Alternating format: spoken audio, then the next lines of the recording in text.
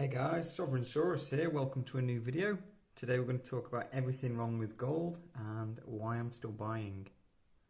So first of all, gold doesn't have any dividends or income from it. So there is no cash flow each month. You simply have the gold, you are holding the gold and hoping that in the future you can sell it back to the money that you use, whether that's dollars or pounds, or trade it for something else of equal value and hopefully end up better off than before. Maybe you're just aiming to even out, hedge against inflation and just hedge against the rough times. But as an investment, generally you are looking to have your money grow. So if it's treated more as a savings, then maybe you just want to get the equivalent buying power back. Next, you have the obvious problem with physical bullion, and that is the premium. So when you buy gold, you are paying the spot price, which is the current market price of gold, and then you are paying the dealer's premium. So on these 1 ounce coins, maybe the Krugerrand you might pay 2 or 3%, maybe the Brit again 3 or 4, maybe a little bit more for something like the Royal Arms, but you're paying the intrinsic gold value plus on top of that a bit of premium. So you are immediately, if you were to sell it back to the dealer, going to be at a loss of that few percent spread. So you're immediately in the red really, unless the gold price shoots up, or let's say you buy on a dip and then the price is at a lower point than it has been and it comes back. You are technically going to be in the red for that short period of time until gold goes higher. So next there's the issue of storage. So let's say you have your physical gold, you've got to either pay to invest perhaps in a safe or something like that if you're going to keep your gold at home, and if not, if you're going to pay for putting your gold in a vault, sure, I pay less than £100 a year and I can put as much gold as I'm likely to come into for the near future, and I can store that in there. It's locked away safe. It's not in a bank vault, but it is in a secure vault, like a private company. And there are various options, but if it's in that storage and let's say something happens, you might not be able to get to it, or it might just be inconvenient that it's not in your physical possession compared to something like cash, which you can have, on your bank card. There's no risk if someone takes the card, you cancel the card, they don't actually get your money, and your money is safe in the bank. You can spend it anywhere in the world without having to physically go and get the money, take it out of the bank and then spend it. So there is that issue there. Next, if you don't hold it, you don't own it. So if you are storing it somewhere, then can you actually get to it? That's something we talked about. But if you can't get to it and something happens, maybe the banks decide to break into your safe box and take it. Maybe the police raid it because of some suspicious customers that are sharing your storage space. Who knows? Next, although gold is highly liquid in certain forms, like obviously bullion coins,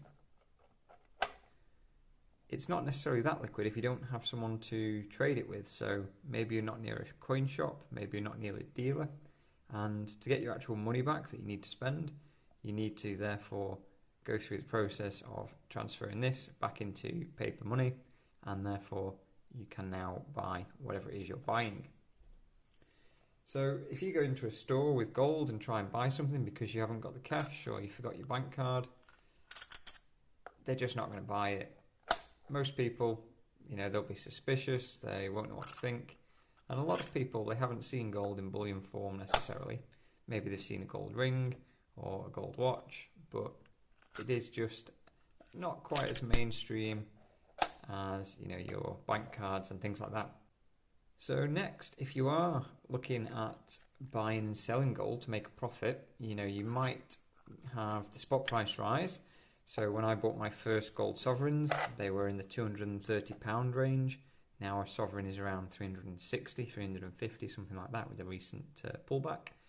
But for me to actually realise the gain, I've got to make the dealer premium back that I initially paid, and then spot has got to go up a little bit more for me to actually get the same money out, because The dealers will pay spot price normally, maybe they pay a little bit less, maybe a little bit more for some coins, but you know, you can expect about spot price. So you have to make that spread and then extra just to break even.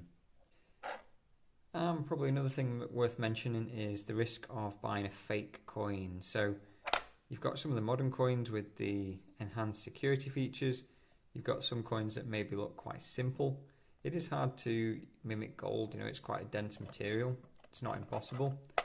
But to make a, you know, a convincing fake does take a bit of effort. But there is that issue, you know, you could get a fake coin, and if you haven't got the means to test it, then, you know, you've been basically ripped off. Maybe you haven't got all the gold content you expected.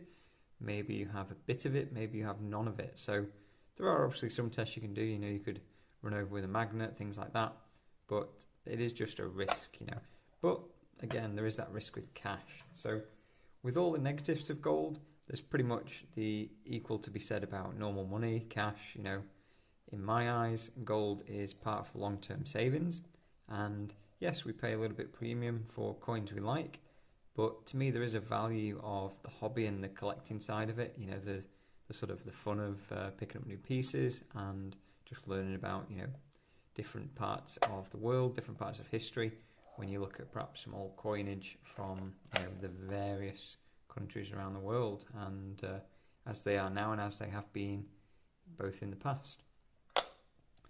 So there is that. There's, you know, for many people there's the community of it. You know, here on YouTube obviously we have the community of different stackers. It's nice to see what everyone is picking up, nice to see what everyone's strategy is and what people are doing differently. You know, some people are collecting more than stacking, some people are hard out stacking, not really collecting, some people are doing a mix, and some people are drifting between the few. So very, very interesting. Now, the reason I'm still stacking despite the downsides of gold, I am investing elsewhere as well. So I'm not literally taking all my disposable income after I've paid my expenses and then putting it all into gold.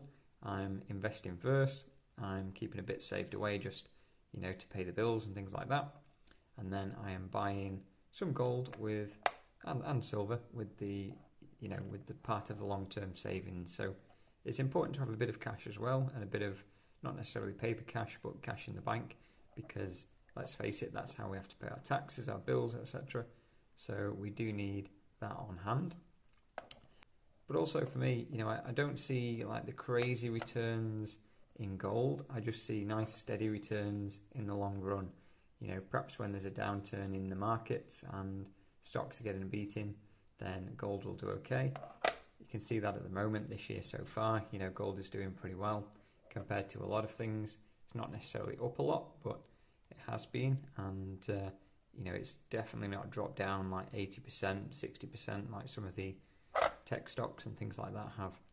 So for me, gold is, like I say, part of long-term savings.